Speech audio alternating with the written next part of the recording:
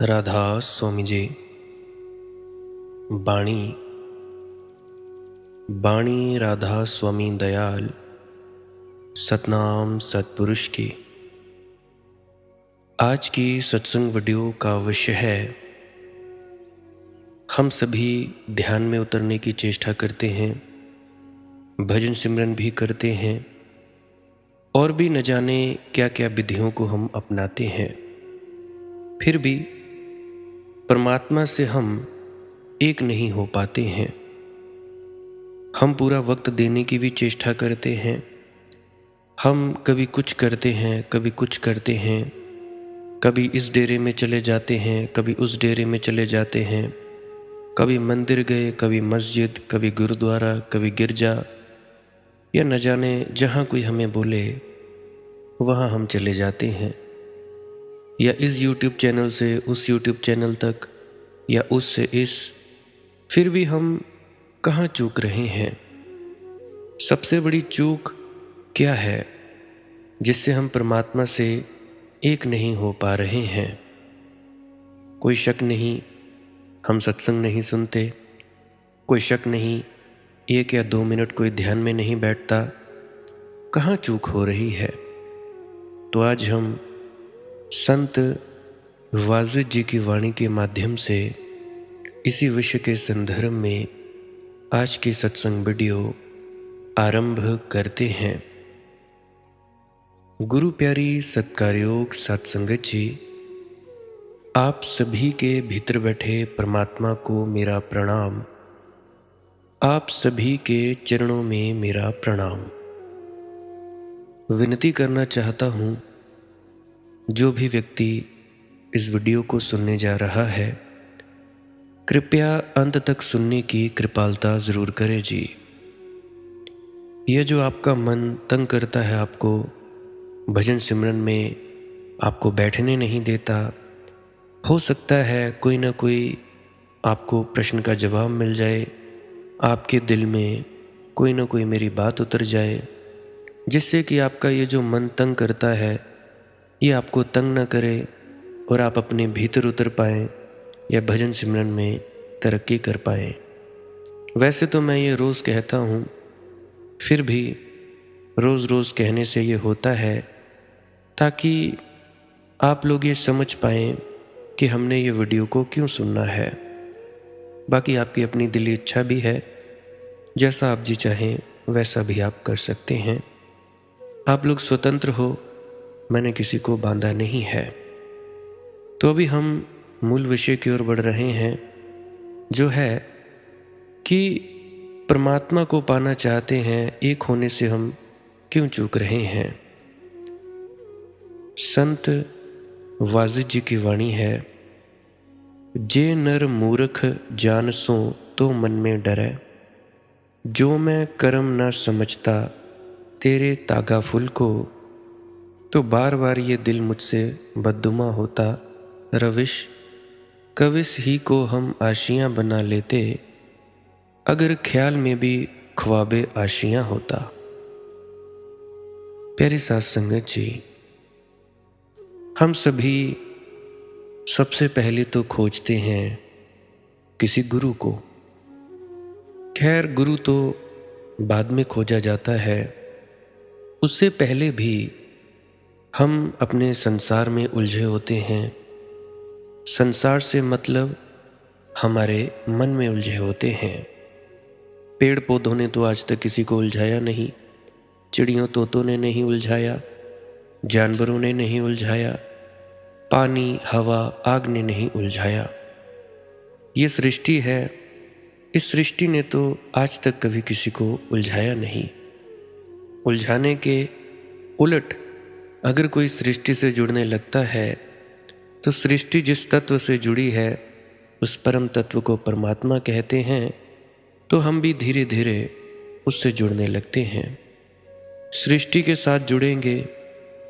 अगर आप रोज़ अपने पार्क में जाएंगे या बगीचे में जाएंगे, कुछ देर वहाँ नंगे पांव रहेंगे, तो सृष्टि से धीरे धीरे तुम जुड़ने लगोगे।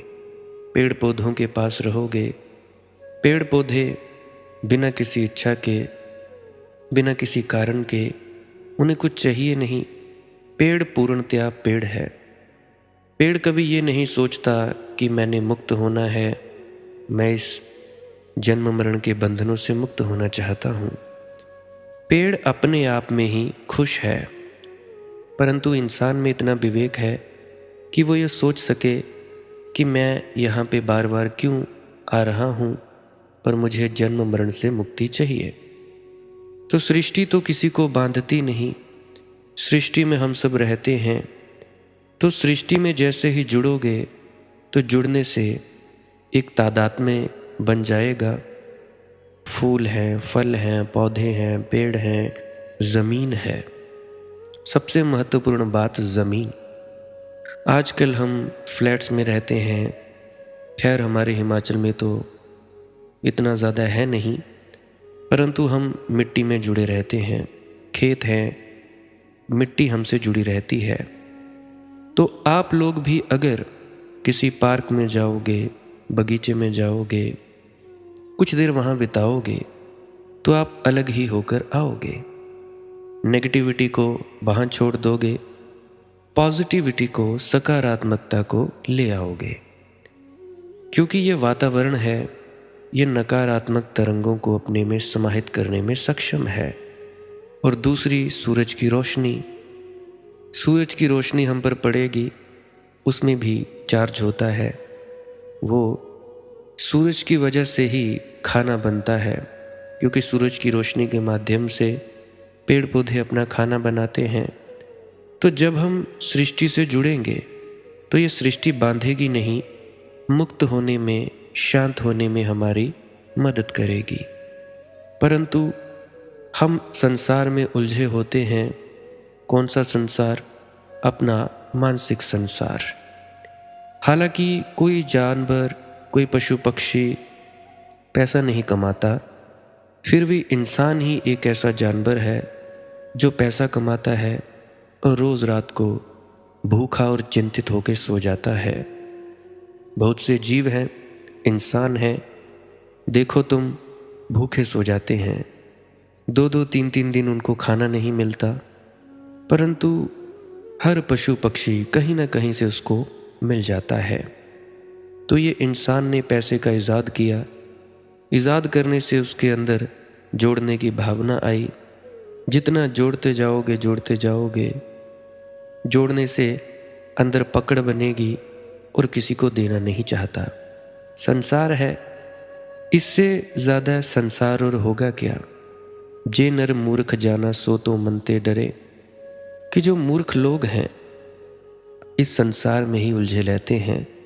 पैसा चाहिए, हाँ, ज़रूरत के लिए पैसा कमाना अच्छा, पर ज़रूरत से ज़्यादा कमाओगे, ज़रूरत ही नहीं है, महत्वाकांक्षाओं को पूरा करने के लिए कमाओगे, तो वो जो संसार है तुम्हारा, तुम्हारे मन में विचार हैं, वो तुम लोगों को ज़्यादा दुख देते हैं।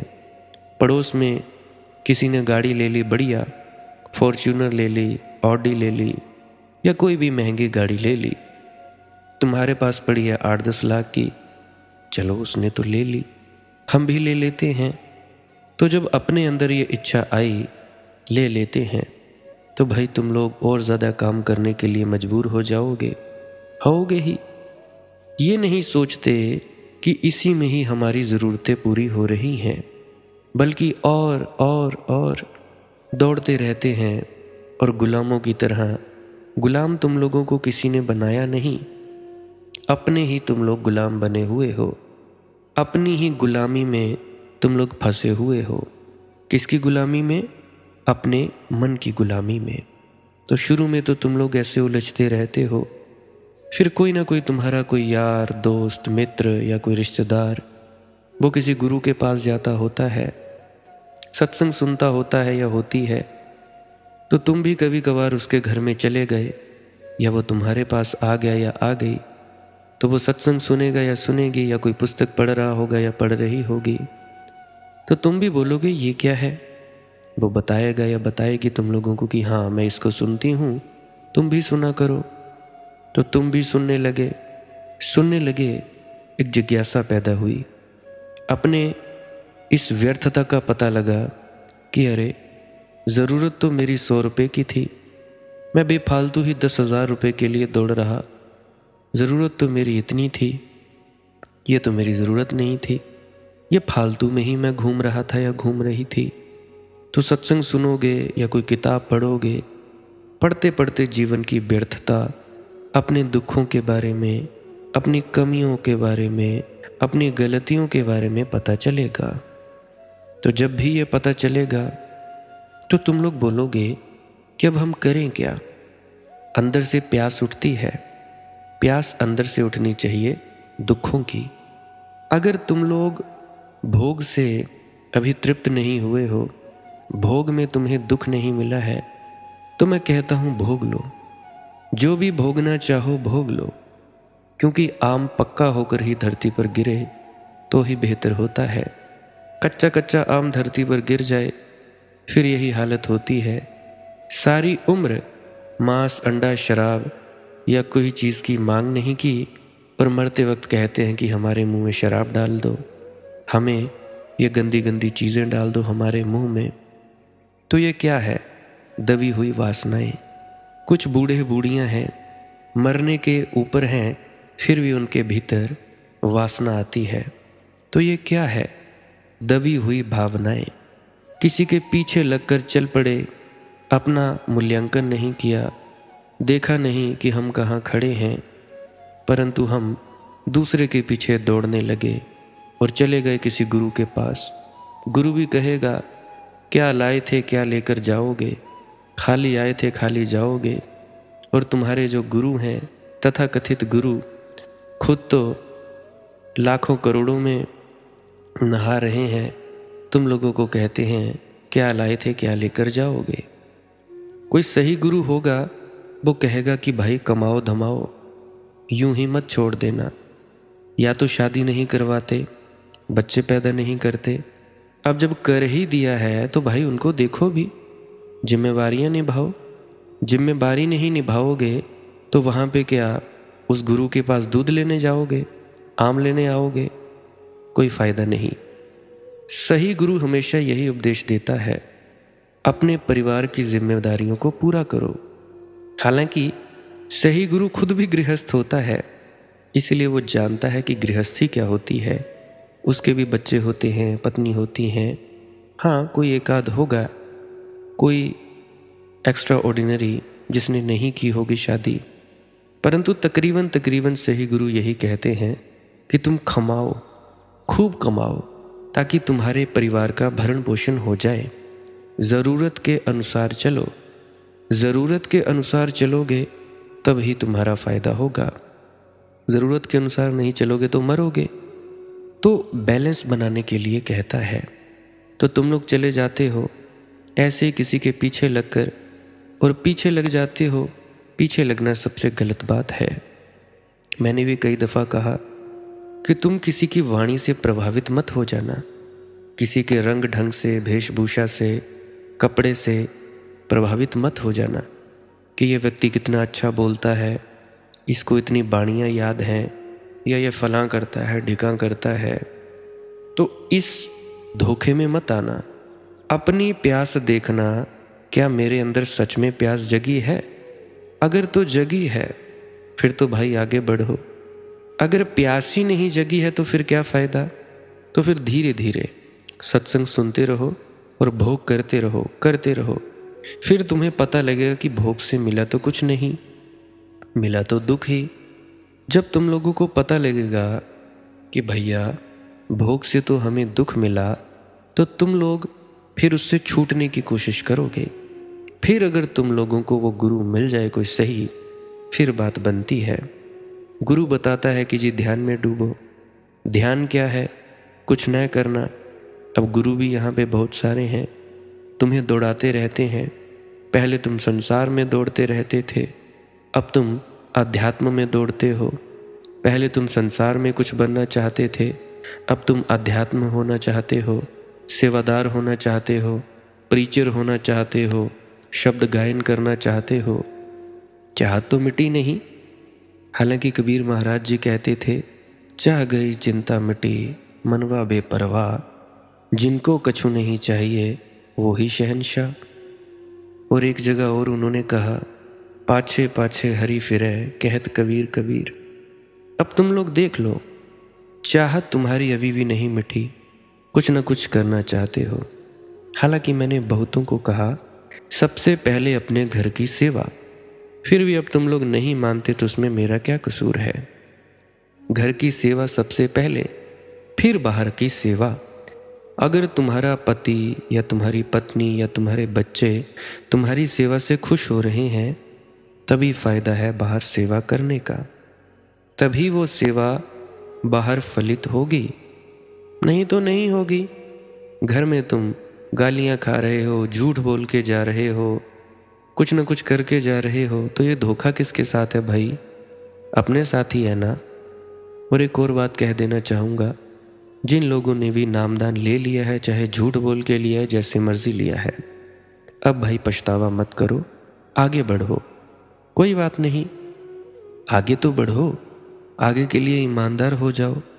तुम लोग इसी बातों में फंसे हुए हो कि जी हमने झूठ बोल दिया, हमने ऐसा कर दिया, जैसे तुम लोगों ने कोई चोरी कर ली हो। ले लिया, कोई बात नहीं, शुभ है। अब तुम्हारे आचरण से तुम्हारे परिवार वालों को पता लगना चाहिए कि भाई बदलाव है। अगर नहीं बदलाव लगेगा तो तुम्हारे परिवार वाले तुम्हें तो गाली निकालेंगे ही, तुम्हारे गुरु को भी निकालेंगे। तो इससे बढ़िया फायदा हुआ कि नुकसान हुआ? नुकसान ही होगा। तो मैं बात कर रहा था कि तुम लोग डूबने लगते हो ध्यान में। तो जब भी तुम लोग ध्यान में डूबने लगते हो तो सबसे बड़ा डर आता है, वो है मौत का डर। मन तुम्हें डराता है। तुम में से बहुत कहते हो कि जी पता नहीं काहे का डर लगता है, हम क्यों डरते हैं पता नहीं। डर है मौत का। जन्मों जन्मों से तुम मर रहे हो, फिर भी तुमने नहीं जाना कि हमारी मौत तो कभी होती नहीं, तो इसीलिए मौत से डरते हो। तो जितना ज़्यादा डरते हो उतना ही ज़्यादा तुम्हारे मन में ख्याल उठते हैं। तो ये जो डर है, ये परमात्मा से एक होने में सबसे बड़ी बाधा है। याद रखना मेरी एक बात, जो डर गए इस परम यात्रा से और सिकुड़ गए और जल्दी से अपने द्वार दरवाजे बंद कर लिए कि उन्होंने परमात्मा की किरण नहीं उतरने देनी, ना आने देनी उसकी हवा, ना बहने देनी उसकी तरंग, कान बंद कर लेंगे, तो भाई जल्दी जल्दी डर जाने वाले लोग ये यात्रा नहीं कर पाते। एक और बात ध्यान में रखना, जोर नहीं लगाना। कभी भी आंख बंद करके बैठना, जोर नहीं लगाना। अब तुम लोग मुझे कहते हो कि जी हम जोर नहीं लगाते। अगर भाई जोर नहीं लगाते तो तुम्हें सिर दर्द क्यों है? क्या तुम्हारा माथा सिकुड़ता नहीं? क्या तुम्हारे माथे में तनाव नहीं? अगर तनाव है तो साफ साफ जाहिर है जोर लगा रहे हो। मैं कहता हूं जिस प्रकार से नींद में निष्क्रिय हो जाते हो, ऐसे ही चौकड़ी मारकर बैठना है, आंख बंद करनी है। तो जैसे जैसे ध्यान में भीतर उतरते जाओगे, देखो जो व्यक्ति कोरा कागज है, अब बहुत से बच्चे हैं जो मेरे पास आ जाते हैं, हालांकि मैं खुद बच्चा हूं, फिर भी वो मेरे से थोड़े छोटे बच्चे हैं, 15 साल के, 16 के, 7 साल के, 10 साल के, क्योंकि मेरी उम्र तो 28-27 है तो मैं भी बच्चा, पर वो मेरे से थोड़े ज़्यादा बच्चे हैं। आ जाते हैं, कहने लगते हैं कि भैया हमें प्रकाश दिखा, हमें बड़ा डर लगा, या हम तुम्हें सुनकर ध्यान में उतरने लगे तो हमें बड़ा डर लगा, क्या कोई दिक्कत तो नहीं, गड़बड़ तो नहीं। तो मैं उन बच्चों से इतना ही कहना चाहता हूँ, देखो भाई डरने की कोई आवश्यकता नहीं, मरेगा कोई नहीं। तुम कोरे कागज हो, सीधा सीधा मुझे सुना, सांस क्रिया करने लगे। सांस क्रिया करने तो लगे थे अपने तुम पढ़ाई के लिए, ताकि दिमाग तेज हो जाए, परंतु उसके साथ साथ तुम लोगों को आध्यात्मिक फ़ायदा भी मिलने लगा, तीसरी आंख भी खुलने लगी। तो बहुत दफ़ा डर लगता है। हालांकि मैं यही आप लोगों को भी हिदायत देता हूँ कि तुम लोग जोर मत लगाना। जैसे नींद में सोने के लिए आंख बंद करते हो, इतने ही प्रेम से तुम्हारी आंख बंद होनी चाहिए। ये नहीं लगाना जोर कि मैं कोई पॉइंट ढूंढूं जो तीसरी आंख का है, या अंधेरे में कुछ चीज़ टटोलूं। ये कभी नहीं करना। अगर ये किया तो दिमाग खराब हो जाता है, पागल हो जाते हो।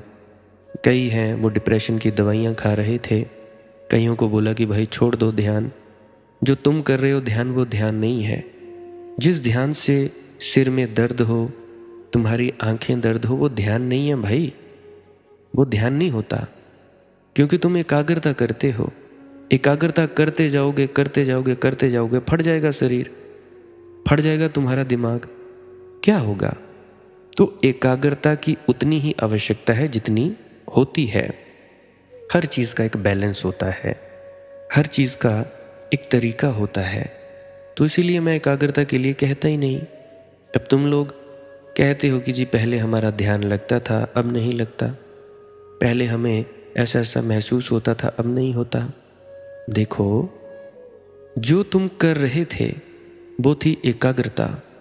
मन के विचार हट गए, एक विचार रहा, जो भी तुम जाप कर रहे हो या अंदर अंधेरे में टिके रहे, एकाग्रता आ गई।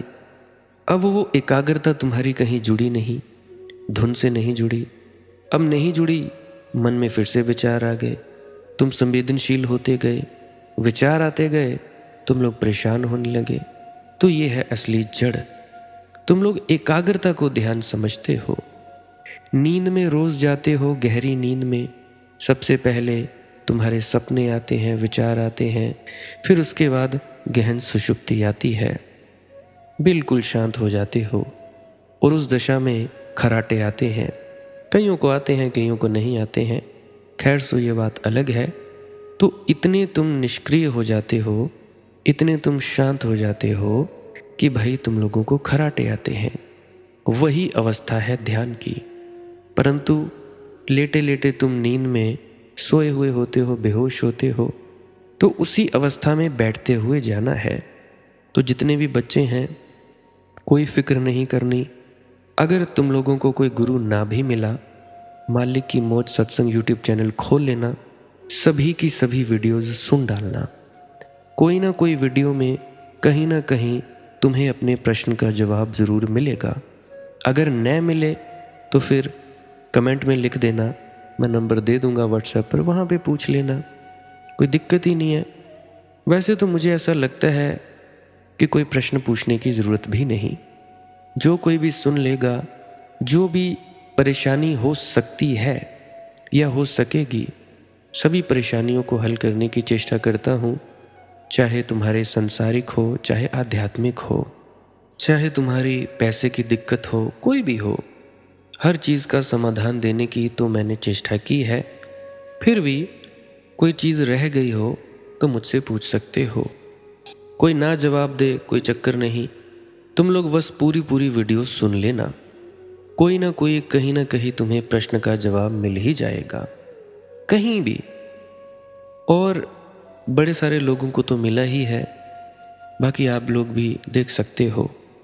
तो डरने की कोई आवश्यकता नहीं भाई। तो जो डर जाते हैं इस यात्रा में, उनकी यात्रा कभी पूरी नहीं होती। मौत के डर से ही गुजरना होगा। ये मेरी बात अपने अंदर, अपने गहनतम स्थानों में बसा कर रख लेना। तो भाई साहस चाहिए, दुस्साहस चाहिए, जोखिम उठाने का हिम्मत चाहिए। हिसाब किताब से वह मार्ग तय नहीं होता। अब बहुत बार लगेगा कि परमात्मा तो दिखाई पड़ता नहीं, कुछ उसके मिलने के प्रमाण भी मिलते हैं, परंतु दिखता तो नहीं। तो उसके लिए आगे कहते हैं संत वाजिज, जो मैं कर्म ना समझता तेरे तागा फुल को। कहते हैं कि भाई भक्त वही है, प्रेमी वही है, जो उसके उपेक्षा भाव को भी उसकी कृपा समझता है। क्या कहा? कि भक्त वही है जो उसके अपेक्षा भाव को भी उसकी कृपा समझता है। तो भाई डरने से कुछ नहीं होगा। ये जो तुम लोग डर जाते हो, अब बहुत आते हैं, अरे मनदीप बेटा हमें तो डर नहीं लगता, अब तो मेरा डर मिट गया। जब सच में मौत आने लगती है फिर कहते हैं अब तो मरने से बड़ा डर लगता है। तो कहाँ गई भाई तुम्हारी बहादुरी, कहाँ गया तुम्हारा साहस? यूं तो कहते थे कि हमें डर नहीं लगता, अब ये डर कहाँ से आया भाई? तो तुम लोग देख रहे हो अपनी चालाकियाँ, अपने अहंकार के खेल, अपने मन के खेल। भाई डर लगता है, सभी को लगता है। कोई व्यक्ति ऐसा नहीं जिसको डर नहीं लगता मरने से। परंतु एक बात याद रखना, ध्यान में बैठे हुए आंख खोलनी ही नहीं है, चाहे कुछ भी हो जाए। रात को बैठो, दिन को बैठो, आंख खोलनी नहीं है। क्योंकि आंख खोली तो डर गए। डरने के कारण तुम बाहर फेंक दिए जाते हो। जो इस मौत के डर को लांघ गया, उसके जीवन में घटना घटती है। बाकी ध्यान में मैंने देने वाली एक बात कही है कि जोर नहीं लगाना आंखों पे। जोर लगा रहे हो तो ढीला छोड़ देना है। आंखों को ढीला छोड़ो, माथे को ढीला छोड़ो। ये मैं बार बार इसीलिए कह रहा हूँ क्योंकि तुम लोग गलत तरीके से बैठते हो, गलत तरीके से ध्यान में बैठते हो और समझते हो यह ध्यान है, तो वो ध्यान नहीं होता, एकाग्रता होती है। एकाग्रता का मकसद है, एकाग्रता करते ही जाओ तो भाई कोई मकसद नहीं, कोई फ़ायदा नहीं।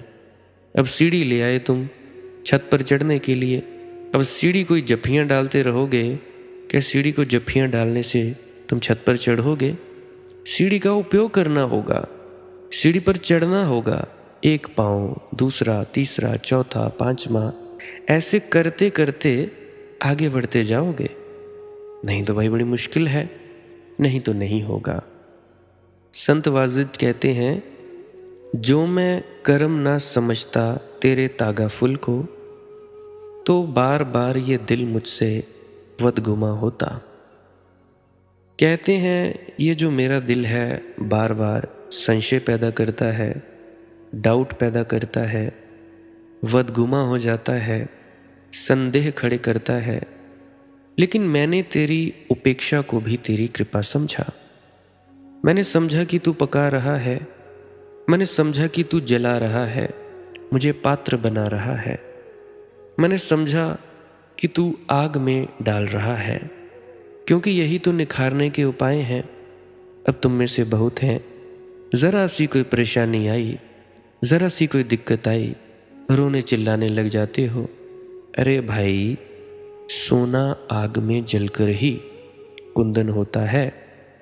इम्प्योरिटीज़ उसकी, जो गंदगी है वो आग में जाने से ही हटती है। तो तुम्हारी परीक्षाएं होती हैं, तुम फेल हो जाते हो, फिर से वहीं फेंक दिए जाते हो। मेरे देखे बहुत साधकों की ज़िंदगी में परेशानियां आई। अरे दूसरों की छोड़ो, मेरी खुद की ज़िंदगी में बहुत परेशानी आई, बहुत परीक्षाएं आई, अब भी चल ही रही हैं, पता नहीं कब तक चलेंगी। तो ये होता ही होता है। ज़रा सा कुछ हुआ, हाय हाय करने लगते हो, हाय ये हो गया, हाय वो हो गया। अरे भाई, रोते चिल्लाते क्यों हो? जो होना है वही होगा, जो कर्म किया है वही फल मिलेगा। इतनी बात नहीं समझते? मेरे कर्म का फल मुझे मिल रहा है, आप लोगों के कर्म का फल आप लोगों को मिल रहा है, तो दिक्कत क्या है भाई? तो इस भ्रम में, इस भलेखे में मत रहो। जो कर्म किया है वो फल मिलेगा और परेशानियां आएंगी ही आएंगी, क्योंकि यही निखारने के उपाय हैं। जो मैं कर्म ना समझता तेरे तगा फुल को, तो बार बार ये दिल मुझसे वदगुमा होता। भक्त को बिरह और उपेक्षा के क्षण भी आते हैं।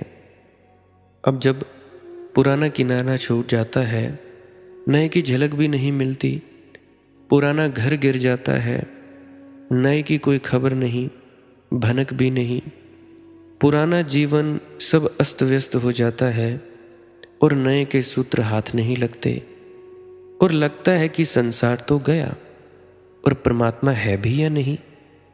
उसकी उपेक्षा मालूम होती है। भक्त पुकारता है और उत्तर में आकाश चुप रहता है। भक्त रोता है और परमात्मा के हाथ उसके आंसू पोंछने नहीं आते।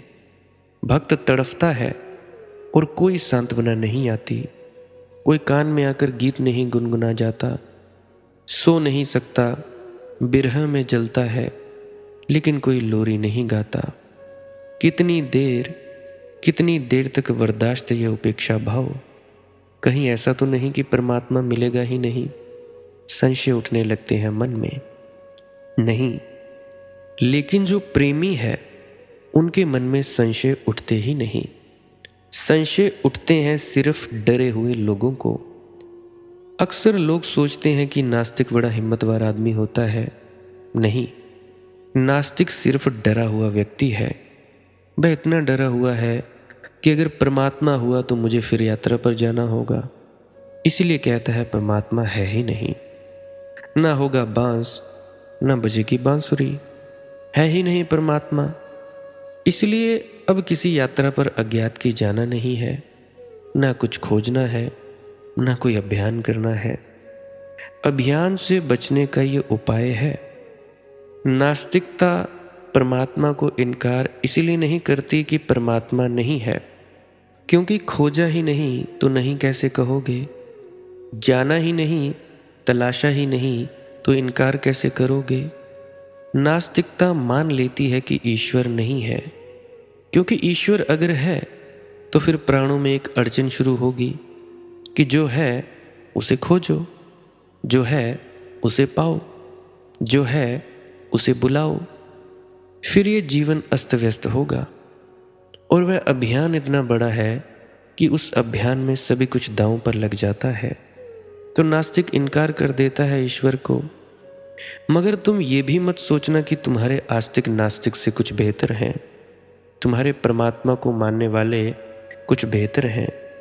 तुम्हारे आस्तिक भी डर के कारण ईश्वर को स्वीकार कर लेते हैं।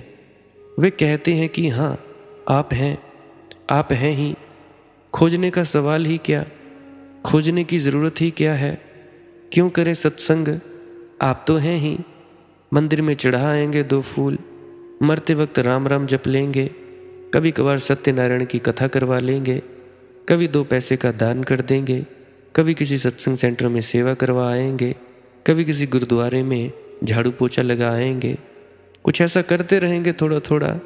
आप हैं, हम तो मानते ही हैं, खोजना क्या है। यह है हमारा डर। परमात्मा से प्रेम करने के कारण हम सेवा नहीं करते कि भाई ये जो सामने हमारे घर में व्यक्ति बैठा है या बाहर है, इसमें भी वही परमात्मा है। नहीं, ऐसा नहीं करते। हम डर के कारण ही परमात्मा को मानते हैं।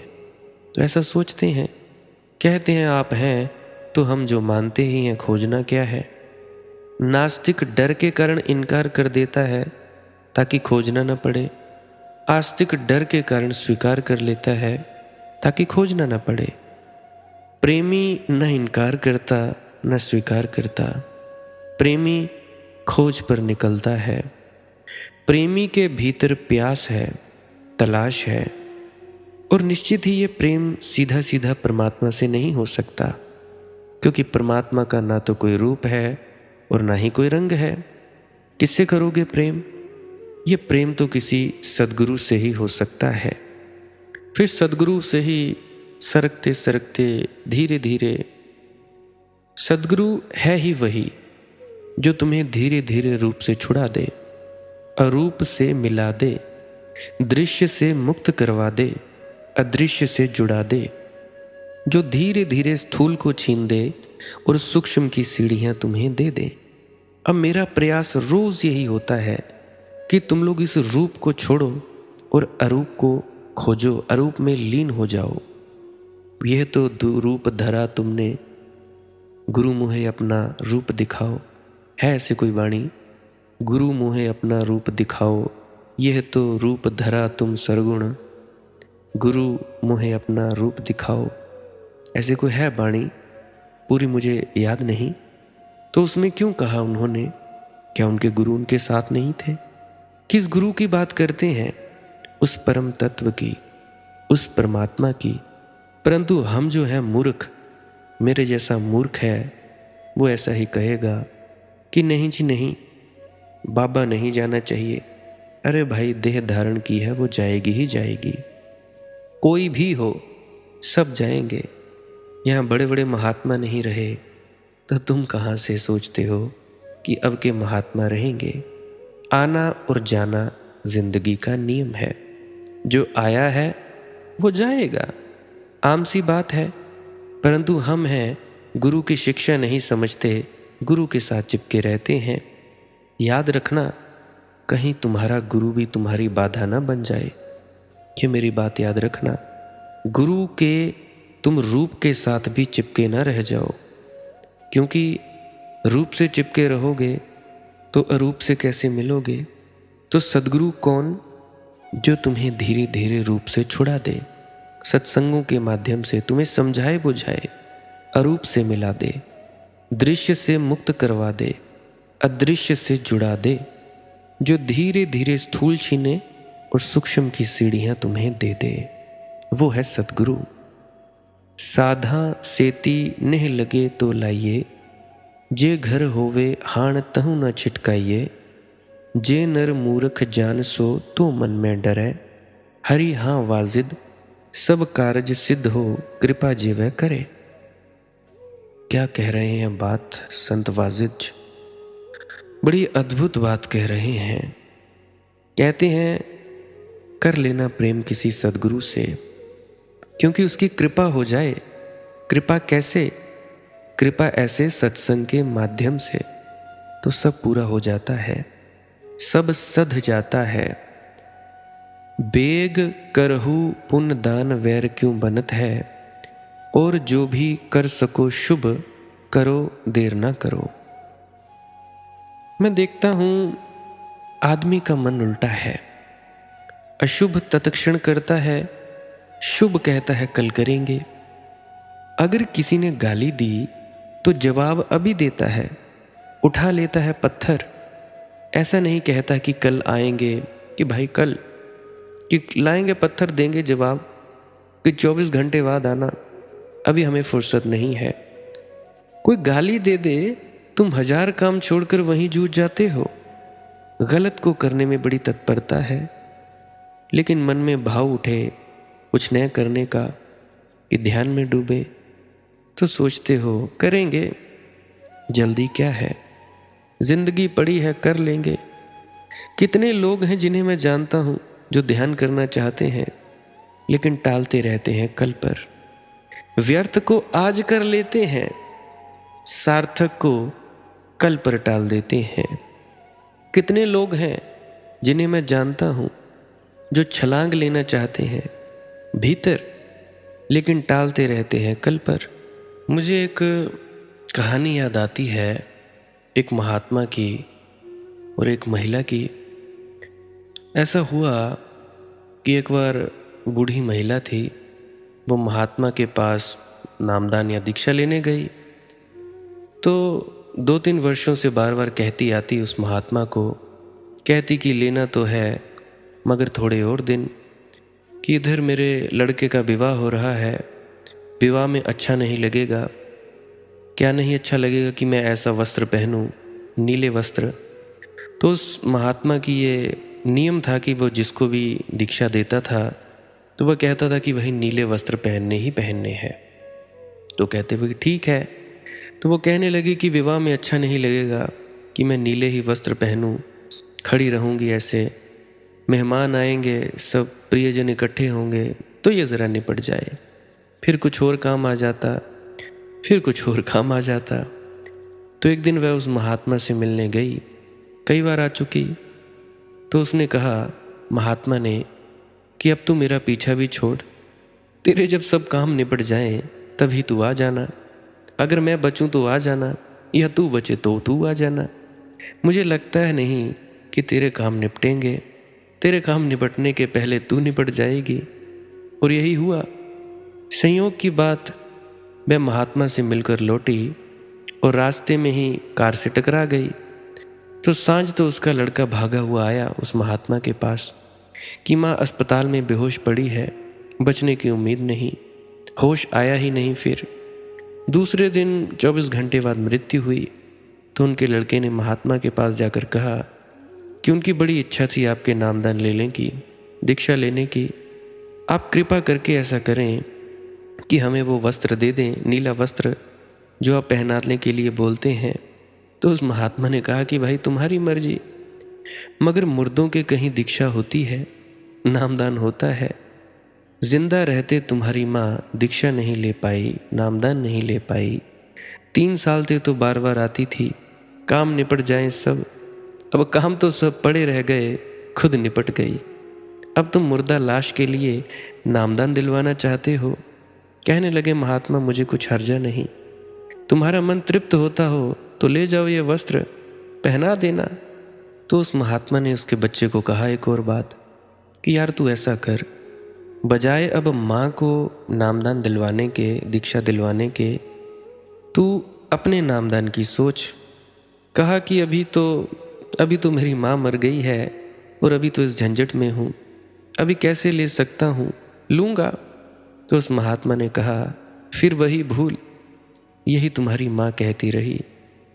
तो बेटे के उस दिन से उस महात्मा को दर्शन नहीं हुए, क्योंकि वह डरा होगा कि अब जाऊंगा तो वह सवाल उठेगा कि अब नामदान का क्या है, अब तो उनका बेटा, अगर मैं बचा रहा तो शायद आए तो आए। जब वह चल बसे कि पिता की थोड़ी इच्छा थी नामदान लेने की, वह चले गए इच्छा ही करते करते, दे दो भाई हमें ये वस्त्र, नीला वस्त्र। तो ऐसे ही होता है, लोग शुभ को टालते चले जाते हैं। वाजिद कहते हैं वेग करहु पुण्य दान, पुण्य करना हो तो दान करना हो, शुभ करना हो तो वेग करो, जल्दी करो, त्वरा से करो, अभी करो। वेर क्यों बनते हैं? कहीं देर करने से बनती है, बात बिगड़ ना जाए। अब तुम लोग ज़रा सोचो, दान पात्र में दान पाने लगो, पहले इच्छा आती है कि चलो ठीक है 1000 रुपये दे दूंगा, फिर इच्छा आती है चलो छोड़ो परे जी 500 ही दे दूंगे, और थोड़ी देरी होती है, देते देते देते बात यहाँ तक आ जाती है चलो 10 रुपये ही दे देते हैं। इन मंदिर वालों ने, मस्जिद वालों ने, या कहीं भी इसने हमने कौन सा कुछ देना है, तो यहाँ तक बात आ जाती है। तुम लोग देखते नहीं क्या तुम्हारी जिंदगियों में ऐसा होता नहीं? तुम लोग 10 रुपये देकर परमात्मा से 10 लाख की मांग करते हो। अरे देखो भी, क्या ऐसा कभी होता है? हो नहीं सकता भाई। कर्म जिस भावना से करोगे वो भावना का फल भी मिलेगा और कर्म का फल भी मिलेगा। 10 रुपये दान दोगे तो 10 लाख नहीं मिलेंगे, 10 रुपये दान दोगे तो 10 का 10 गुना कर लो, 100 रुपया मिलेगा। हम भी कैसे कैसे मूड हैं। अरे तुम्हारी छोड़ो, मैं खुद की बात ही बता रहा हूँ। ऐसा ही था मैं भी। मैं जाता, हमारे इधर शिव जी का मंदिर है, हमारे घर से कोई 13-14 किलोमीटर होगा, सदा शिव मंदिर ध्यूसर महादेव का। वहाँ अक्सर भंडारे हुआ करते हैं, जगराते भी हुआ करते हैं। तो मैं जाया करता था वहाँ। पहले तो मेरे पास स्कूटर था, स्कूटर के पहले तो मुझे कुछ आता नहीं था चलाना बस में। तो मेरे दिल में भी ऐसा ही होता था। 1000 रुपया घर के ले चला कि चलो ठीक है 1000 रुपये दान पेटी में डाल देंगे। पहुंचा वहाँ तो 1000 के बन गए 500। फिर सीढ़ियाँ चढ़ने लगा, दिमाग में आया कि यार ये भी खरीदना है, वो भी, छोड़ो परे 200 दे दूंगा। और ऊपर आया, जब वहाँ पे ऊपर रखा होता है शिवलिंग, वहाँ पे जल चढ़ाना था, तो चढ़ाने लगा तो मेरी जेब से 10 रुपये ही निकले, 10 से ज़्यादा नहीं निकले। ये मेरी खुद की अनुभव की बात है। तो वाजिद कहते हैं कि भाई शुभ करना हो तो जल्दी करो, कहीं तुम्हारा मन ना बिगड़ जाए। मन बिगड़ ना जाए भाई, बात बिगड़ ना जाए। दिवस घड़ी पल जाए जुरा सो गिनत है, और प्रतिपल मौत करीब आ रही है। मृत्यु खड़ी गिनती गिन रही है, 1 2 3 4 5 6 7 8 9 10, बस गए। मौत खड़ी गिनती गिन रही है भाई, कब 10 हो जाएंगे, कब बस आ जाएगा, कहा नहीं जा सकता। एक एक पल गिना जा रहा है और एक एक पल कम हुआ जा रहा है। तो इसीलिए आलस मत किया करो। काम के वक्त भी, ध्यान के वक्त भी फालतू में वक्त बर्बाद करना बंद कर दो। 1-1 2-2 3-3 4-4 घंटा रील्स स्क्रॉल करते रहते हो, ये वक्त कम कर दो भाई। इससे तुम्हें कौन सा मिलने वाला है कुछ? क्या तुम्हें कोई पैसे मिलते हैं रील्स स्क्रॉल करने से? या तुम्हें यूट्यूब पे शॉर्ट्स देखने के कोई पैसे मिलते हैं? मिलते हैं तो देखो, फिर 1 घंटा क्यों 8-8 घंटे देखो, 10-10 घंटे देखो। चलो पैसे की छोड़ो, शांति मिलती है क्या रील्स स्क्रॉल करने से? मिलती है तो देखो, सारा सारा दिन देखो। परमात्मा मिल जाए तो बात ही क्या। कोई कह दे कि भाई रील्स देखने से परमात्मा मिलेगा, चलो परमात्मा शब्द छोड़ो, शांति मिलेगी, मिल जाएगी? नहीं मिलेगी। ये आदत बीड़ी सिगरेट शराब की आदत से भी बुरी आदत है।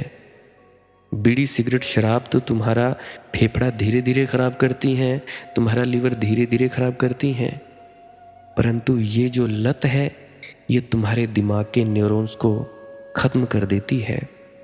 डोपामिन रिलीज होना चाहिए, स्क्रॉल करते गए अटेंशन स्पैन कम हो गया तो तुम्हारा एकाग्रता बस 3 सेकंड की रहेगी, तुम कोई काम नहीं कर पाओगे, पढ़ने वाले बच्चे पढ़ नहीं पाएंगे, और ध्यान में तो भाई उस अंधेरे में टिके रहना होता है। एक बिंदु पर मत ही टिकाओ ध्यान, परंतु उस अंधेरे में तो टिके रहना होता है। तो जो मोबाइल ही चलाते रहते हैं सारा सारा दिन, या 3-3 4-4 घंटे रील्स ही चलाते रहते हैं, तो वो भूल जाओ भाई। स्टैंप लगा के पेपर ले आना मेरे पास, साइन कर दूंगा, भूल जाओ परमात्मा, भूल जाओ शांति, कभी नहीं हो सकता। ये एक लत है भाई, इस लत को छुड़ाओ, सांस क्रिया किया करो ज़्यादा से ज़्यादा। ऐसी मस्ती, ऐसा नशा आएगा कि आवाज़ सुनना तक तुम पसंद नहीं करोगे। और ऐसा भी दिन आएगा कि तुम बोलोगे यार ये मालिक की मौज में बोलने वाला है, इसको भी नहीं सुनेंगे, हम सुनेंगे अनहद नाद को। तब जानना कि तुम्हारी अवस्था ऊंची हो गई। वैसे होगा नहीं ये कभी कि हाँ तुम सुनना छोड़ दोगे, परंतु एक बात कह रहा हूँ, क्योंकि दूसरों को तो कह नहीं सकता, तुम्हारे गुरुओं को चुभ जाती है बात, चिढ़ जाते हो, खुद को ही कहूँगा।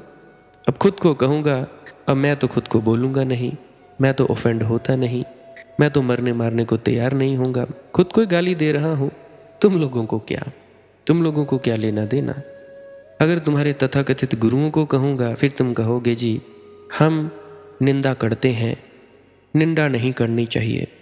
भाई निंदा में और गलत को गलत कहने में फ़र्क होता है। अब कोई गुरु कहे खुद को और हो कामी, तो मैं उसकी इज्जत करूँगा, उसको मैं गुरु बोलूँगा। वो हो लालची, लोभी, अहंकारी, तो मैं क्या करूँगा, अहंकारी ही कहूँगा। तो अहंकारी को अहंकारी कह देना क्या निंदा है? क्या लालची को लालची कह देना निंदा है? अगर तुम अपने मजे के लिए किसी को कुछ बोल रहे हो, नीचा दिखाने के लिए, तो वो निंदा। अगर तुम किसी को पॉइंट आउट करने के लिए, सीखने के लिए, दूसरे को सुधारने के लिए कुछ कह रहे हो, तो भाई वो निंदा नहीं है। कमी को ठीक करो भाई। अगर कोई गुरु कामी है तो भाई उसको कामी ही कहा जाएगा। अगर कोई सच्चा संत है उसको सच्चा संत ही कहा जाएगा। किसी संत को, सच्चे संत को संत कह देने से कोई दूसरा संत नहीं हो जाता, और किसी झूठे संत को झूठा कह देने से कोई झूठा नहीं हो जाता। इस बात को ख्याल में ले लेना। आलोचना में और निंदा में बड़ा फर्क होता है। निंदा होता है कि भाई तुम बेवजह किसी को बोल रहे हो नीचा दिखाने के लिए। आलोचना का मतलब होता है कि भाई उसको ठीक करो। ये तुम लोगों ने फर्क नहीं जाना। अब कबीर महाराज जी ने क्या कहा, पाथर पूजे हरि मिले तो मैं पूजूं पहाड़। क्या ये निंदा है? आलोचना है। फर्क को समझा करो। कहते हो जी कि सच्चे फकीर निंदा नहीं करते, तो कबीर महाराज ने क्या किया भाई? अब गुरु नानक देव जी की वाणी सुना देता हूँ। असंख्य मूर्ख अंधकोर, ऐसे कोई उनकी वाणी है। असंख्य मूर्ख अंधकोर, असंख्य चोर हराम खोर। तो ये क्या है भाई? ऐसे तो वो भी संत नहीं है। तो भाई निंदा और आलोचना में फ़र्क समझो। आलोचना में ये होता है कि भाई सामने वाले की गलती बताई जाती है। निंदा में यही है।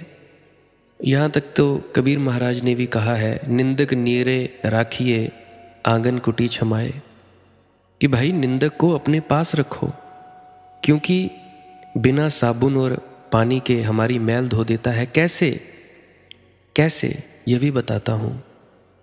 अब देखो तुम लोग, अरे छोड़ो तुम लोगों को, मनदीप समझता है खुद को गुणी ज्ञानी, मनदीप समझता है खुद को बड़ा पहुंचा हुआ। तो क्या होगा, कोई निंदा करेगा मेरी, अब वो व्यक्ति मेरी निंदा करेगा। अब उससे क्या होगा, मनदीप जो अपने आप को ये ढोंग पाखंड बिठा रखा था इसने कि मैं बहुत उच्चतम कोटि का व्यक्ति हूँ, उसको पता लगेगा कि ये मेरी गलती है।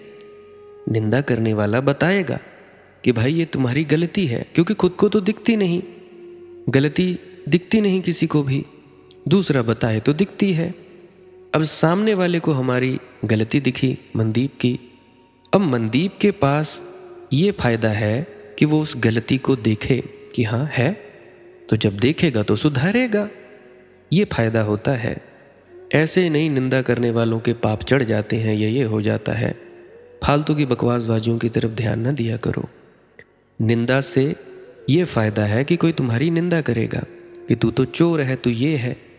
अगर तुम्हारे अंदर वो चोरी है हटा दो, ठीक कर लो, तो इसमें फायदा हुआ कि नुकसान हुआ? फायदा हुआ।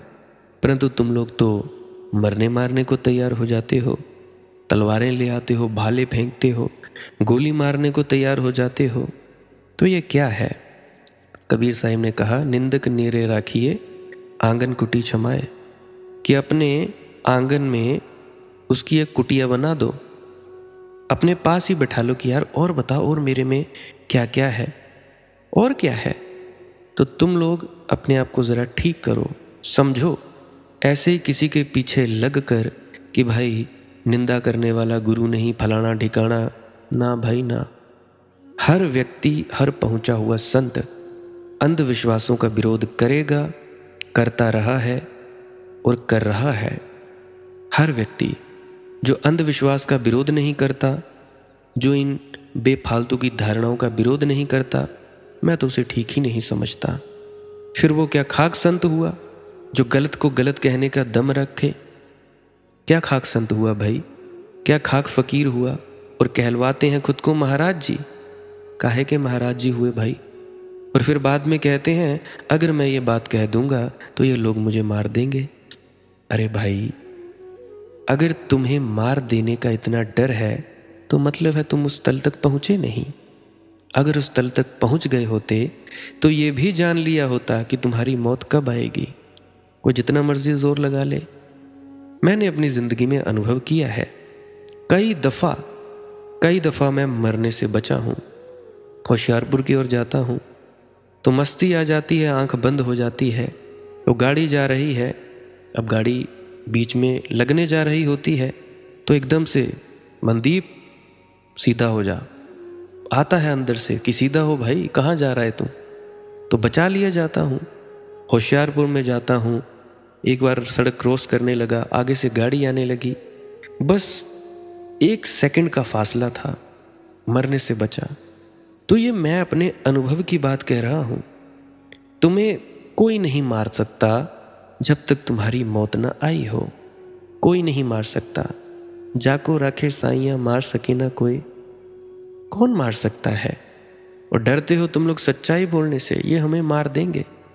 कैसे होंगे बड़े बड़े वीर तुम्हारे यहाँ पैदा? खुद ही तुम डरे हुए हो, तुम खुद ही डरपोक हो, तो तुम्हारे इधर बच्चे भी कैसे निडर पैदा होंगे भाई? सोचो, खुद ही तुम बुद्धुओं की तरह घूमते हो, तुम्हारे घर बुद्धिमान व्यक्ति कैसे पैदा होंगे? माँओं का हाल देखो, पिताओं का हाल देखो, और तुम्हारे बच्चों का हाल देखो। क्या हाल है ये? तुम्हारा ही कर्म है। और तुम्हारे बच्चे अगर ना समझ निकल जाए, नकारा निकल जाए, जाते हो बाबाओं के पास, बाबा जी मेरा बच्चा कहना नहीं मानता। अरे भाई तुम भी तो देखो, तुम लोगों ने किया क्या? संस्कार कैसा दिया? जब वो पेट में था तुम भोग करते रहे, क्या किया तुम लोगों ने? और फिर कहते हो बाबा ठीक करेगा उस बच्चे को। संस्कार तुम्हारा, कर्म तुम्हारा, चिड़चिड़ के तुम खाना बनाती रही, या पिता का ऐसा हाल है? कौन जिम्मेवार भाई तुम्हारे बच्चों का? तुम खुद। तुमने ही अपने बच्चे बिगाड़े, तुमने ही अपने बच्चे ठीक किए। अगर मैं आज ऐसा हूं तो मेरे माता पिता ठीक होंगे। हो सकता है आज उनको लगता होगा कि जो वो कर रहे हैं वो ठीक है, जनरेशन गैप होता है, परंतु अपनी जगह तो वो ठीक ही होंगे ना, उनकी सोच के मुताबिक। अहंकारों की बात अलग है। मुझ जैसे को उन्होंने सीधा करके रखा है कि आज भी मैं ऐसे नज़र उठा के नहीं देख सकता। बेशक मेरी शादी हो गई है, बेशक मैं अपने पैरों पर खड़ा हूँ, कमाता हूँ, फिर भी मुझे वो आती है आवाज़ कि नहीं बेटा, फालतू नहीं, फालतू कोई खर्च नहीं करना। एक दिन मैंने जब शुरू में मेरे पास पैसे आने लगे थे, आज से कुछ 6-7 साल पहले की बात है, महीने का 25-30 हज़ार कमाने लगा। मेरा बहुत पुराना चैनल था, मोटिवेशनल चैनल था वो। 25-30 हज़ार कमाने लगा। नहाने के लिए मैं साबुन लेके आया संजय चाचा जी की दुकान पे, पास में ही है दुकान हमारे चौकी मनियार में। लाया तो पहले तो मैंने नहा लिया, फिर मैं क्या करने लगा, उस नहाने वाले साबुन से कपड़े धोने लगा। धोते धोते अंदर से आवाज़ आई कि अरे मूर्ख, अगर तुझे दे दिया है तो तू क्या कदर नहीं करेगा? तुझे इतना मतलब पता नहीं कि भाई कपड़े धोने वाले साबुन में और नहाने वाले साबुन में क्या फ़र्क होता है? क्या तू अहंकारी हो जाएगा? अंदर से आवाज़ आई। फिर मुझे समझ आया कि भाई जो चीज़ मिली है उसकी कद्र करनी चाहिए। कद्र करोगे और ज़्यादा परमात्मा बढ़कर देगा। अध्यात्म की कद्र करोगे और ज़्यादा देगा, नहीं करोगे तो क्या है? तो भाई कब जिंदगी के 10 हो जाएंगे पता नहीं चलेगा। एक एक पल कम हुआ जा रहा है। बेग करहु पुन दान वेर क्यों बनत है। दिवस घड़ी पल जाए जुरा सो गिनत है। मुख पर देहें थाप सूंझ सब लूटी है। आएगी मौत और देगी तमाचा मुंह पर, भर देगी धूल से तुम्हारे मुख को और तुम हाथ धरे के धरे रह जाओगे। तो इसीलिए बैठा करो, रोज आलसी मत हुआ करो। 5 मिनट तो ज़रूर बैठो, कुछ नया करने के लिए ज़रूर बैठो। खाली करो खुद को, सारा दिन कुछ ना कुछ करते रहते हो। 5-10 मिनट तो कुछ मत करो। रात का वक्त ले लो, कुछ मत करो, बैठ जाओ ऐसे ही आँख खोल के। बंद करनी बंद कर लो, चौकड़ी मारनी मारो, टांगे सीधी करनी सीधी कर लो, या लेटे लेटे ही बस देखो, कुछ मत करो। अपने आप ही भीतर उतरने लगोगे। 5 मिनट कब तुम्हारी खुमारी में आनंद में बदल जाएंगे। अब बैठोगे, जैसे ही उठोगे आनंद से उठोगे और बोलोगे अरे 4 घंटे बीत गए, मालूम नहीं। अभी तुम वक्त बढ़ाने की कोशिश करते हो जी, वक्त नहीं बढ़ता, ये नहीं होता, और इस वक्त बढ़ाने के चक्कर में 4 घंटे लगा भी लिए तो तुम्हारा अहंकार बढ़ता है। नींद में तुम होते हो 7-8 घंटे सो जाते हो, क्या तुम बोलते हो कि वक्त बढ़ा कि घटा? नहीं। नींद में जैसे पता नहीं चलता, ऐसे लगता है कि अभी सोए अभी जागे। ऐसे ही टाइम लेसनेस, बॉडी लेसनेस, ईगो लेसनेस, यानी अहंकार शून्यता, शरीर शून्यता और वक्त की शून्यता, कोई पता न लगे, तब है तुम्हारा वो ध्यान। नहीं तो भाई तुम्हारी गिनती है, गिनती के चक्करों में पड़ोगे तो गिनती ही मिलेगी। परमात्मा किसी का फल नहीं रखता, तुरंत सिद्धि शक्ति दे देगा, कोई ना कोई तुम्हें कला दे देगा, बस नाचो फिर उस कला को लेकर, तो परमात्मा तो नहीं अनुभव होगा। तो ध्यान में उतरा करो आनंद के लिए, मस्ती के लिए, बाकी आगे तुम्हारी मौज है। मैं कौन होता हूँ तुम लोगों को आदेश देने वाला? उपदेश ही दे सकता हूँ, आदेश कहाँ दूंगा। तो आज के लिए बस इतना ही। अगर किसी की दुख तकलीफ़ है, परेशानी है, तो कमेंट सेक्शन में लिख सकते हो। प्रार्थना करना हमारा फ़र्ज़ है, करना ना करना मालिक की मौज है। हम तो बस फरियाद ही कर सकते हैं। तो ध्यान में डूबते रहिए, भजन सिमरन करते रहिए, कुछ नया करने में अवश्य डूबते रहिए और सांस क्रिया अवश्य करते रहिए। भजन सिमरन क्या है? भजन और सिमरन 2 अंग हैं। सिमरन है कुछ शब्दों का जाप करना जो आपको आपके सद्गुरु द्वारा बताए जाते हैं। कोई भी जाप हो सकता है, कोई भी शब्द हो सकते हैं। करना क्या है किसी कमरे में बैठ जाइए, या रात को बैठ सकते हैं, सुबह बैठ सकते हैं, या जब भी आपको फुर्सत के लम्हे मिले बैठ सकते हैं। तो जब बैठें तो शरीर को बिना हिलाए डुलाए बैठना है। जो बैठ नहीं सकता तो वो लेट जाए, जो चौकड़ी नहीं मार सकता वो टांगे सीधी कर ले। कोशिश ये रहनी चाहिए कि ज़्यादा से ज़्यादा वक्त शरीर को बिना हिलाए डुलाए बैठा जाए। उसके बाद अपने शब्दों का जाप शुरू कर दें। आंख बंद रखें, आंखों पर ज़्यादा जोर नहीं लगाना है, कोई कष्ट नहीं देना है, नहीं तो सर में दर्द होगा और फिर आप लोगों को परेशानी हो सकती है। तो आपने क्या करना है, चुपचाप शांत होकर बैठे रहना है, शब्दों का जाप शुरू कर देना है। जितनी देर भी आप करना चाहो, आधा घंटा, पौना घंटा, 10 मिनट, 15 मिनट, या जितनी भी आपको आपके सदगुरु द्वारा दिया गया निर्देश है, जितना निर्देश है उसका पालन कीजिए। और उसके बाद दूसरा स्टेप करना बड़ा ही ज़्यादा ज़रूरी है। वो क्या है, वो उसी अवस्था में बैठे रहें या आसन भी बदल सकते हैं। ये जो शब्दों का जाप होता है ये एकाग्रता के लिए होता है, ताकि मन की एकाग्रता आ जाए। और जब मन की एकाग्रता आ जाए फिर दूसरा कदम क्या है, धुन सुनने के लिए बैठना। चुपचाप बैठे रहें, आंख बंद है, शब्दों का जाप बंद कर देना है। और अगर कोई भी आपके गुरु महाराज है उनको आप स्मरण कर रहे थे, याद कर रहे थे, आंखों के सामने शक्ल ला रहे थे, तो उसको लाना बंद कर दीजिए। शब्द धुन सुन रही है तो सुनते रहिए, आंख बंद करके अंधेरे में ही टिके रहें। टिके रहना है और ये इच्छा नहीं करनी है कि कुछ दिखे, कहीं पहुंचा जाए, परमात्मा को पाना है, ये करना है, वो करना है। याद रखें, ना कुछ समझना है, ना कुछ देखना है। ऐसे ही अज्ञानी होकर इसी अंधेरे में पड़े रहें। इसी अंधेरे में पड़े रहना है बस। उसके बाद जो होगा सो होगा। और अगर कोई अनुभव हो भी गया तो इससे ये नहीं कि अगली बार फिर से कामना करनी है कि ये वैसे ही हो।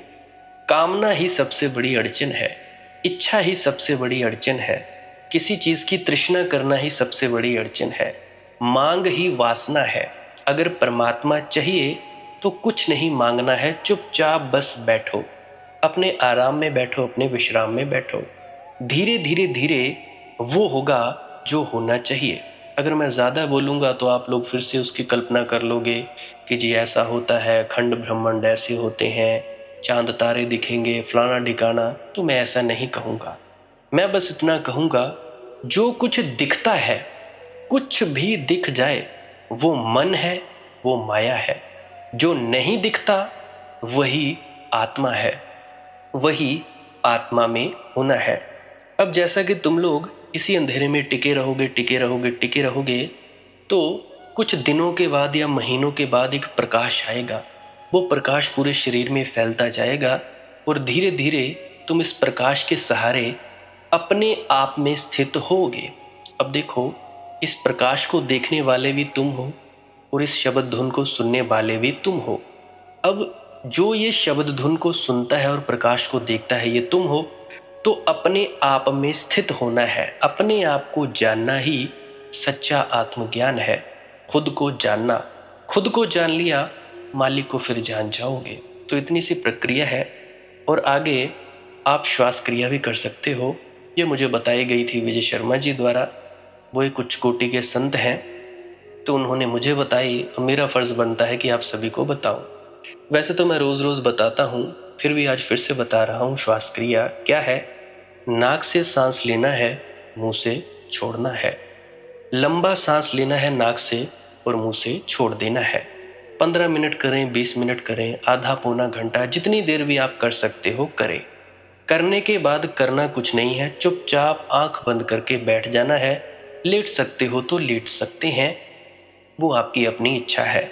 नींद आ जाए तो सो जाना है, तो शरीर को कष्ट नहीं देना है। अगर सर घूमे घूमने देना है, अगर आपका शरीर कांपे तो कांपने देना है। उसकी आपने दिक्कत, परेशानी और चिंता नहीं लेनी है, ये सब होता ही है। और मरने से डर लगे तब भी नहीं डरना है, ये होता ही है। क्या कहा मैंने? 15 से 20 मिनट कर सकते हैं, उसके बाद चुपचाप बैठें और अपने भीतर अपने आप उतर जाओगे। ठीक है जी। प्रेग्नेंट लेडीज़ बिल्कुल ना करें, जिनको दिल की बीमारी है या गोलियां वगैरह खाते हैं वो भी बिल्कुल ना करें, और बाकी सब कर सकते हैं। जिनको नींद नहीं आती वो अवश्य करें, और जिनको थोड़ा डिप्रेशन रहता है वो भी अवश्य करें, और जिनके बच्चे थोड़े पढ़ाई में कमज़ोर हैं वो भी ज़रूर करें। बाकी आपकी मौज है, करना हो करिए, नहीं तो आपकी अपनी अपनी इच्छा है। और ध्यान दें, जब सिमरन करें तो उसके बाद सीधा भजन पे बैठें, और जब ये श्वास क्रिया करें तो इसके बाद सीधा भजन के लिए बैठें। अलग अलग प्रक्रियाएं हैं, एकाग्रता के लिए है श्वास क्रिया और एकाग्रता के लिए ही है भजन सिमरन। सिमरन भी एकाग्रता के लिए और श्वास क्रिया भी एकाग्रता के लिए। ठीक है, मिक्स नहीं करना है, अलग अलग करिए। अगर श्वास क्रिया करी तो उसके बाद सीधा धुन सुनने पर बैठें। अगर सिमरन के शब्दों का जाप किया उसके बाद फिर से धुन सुनने पर बैठें। बाकी आपकी अपनी मौज है, जो आपको रुचे वो कर सकते हो। अगर धुन सुनने लगे तो धुन सुनने पर ही डायरेक्ट बैठा जाए, परंतु श्वास क्रिया मत छोड़ना, क्योंकि श्वास क्रिया करने से शारीरिक, मानसिक और आध्यात्मिक लाभ मिलता है। तो बाकी आप कीजिए, आपकी मौज है। और कोई प्रश्न है तो कमेंट सेक्शन में पूछ सकते हैं, या इंस्टाग्राम, टेलीग्राम, फेसबुक पे सर्च करें मालिक की मौज सत्संग, तो वहाँ पे पूछ सकते हैं। प्रश्न पूछने से पहले एक विनती, आप लोग पुरानी सत्संग वीडियोस को अवश्य सुनिए। क्या पता आपके प्रश्नों के जवाब मिल जाए और आप अपने भीतर ध्यान में उतर जाएं। बाकी आपकी अपनी मौज है। लाइक कर सकते हैं इस वीडियो को अगर आपको कुछ सीखने को मिला है, और कमेंट सेक्शन में राधा स्वामी ज़रूर लिखें। सब्सक्राइब कर सकते हैं इस चैनल को अगर रोज़ रोज़ नए नए सत्संग सुनना चाहते हैं। और बाकी आप सत्संग लगा के छोड़ दीजिए, और बस छोड़ दीजिए। सुनते सुनते आप ध्यान में प्रवेश करेंगे या तो आप जी सो जाएंगे, तो आपकी मौज है। बाकी आप लोग अगर शेयर करना चाहो अपने मित्रों तक तो कर सकते हैं, नहीं तो मालिक की मौज है, कोई चक्कर नहीं है। आप मुझे इतने अंत तक सुनते हो, इतने अंत तक सुनने के लिए आपका बहुत बहुत शुक्रिया, बहुत बहुत धन्यवाद। और मुबारक हो आप लोगों ने जो आनंद प्राप्त किया। अब मैं अपने गुरु महाराज को प्रणाम करता हूँ, आप सभी के भीतर बैठे परमात्मा को भी प्रणाम करता हूँ। मेरा प्रणाम स्वीकार करें। राधा स्वामी जी।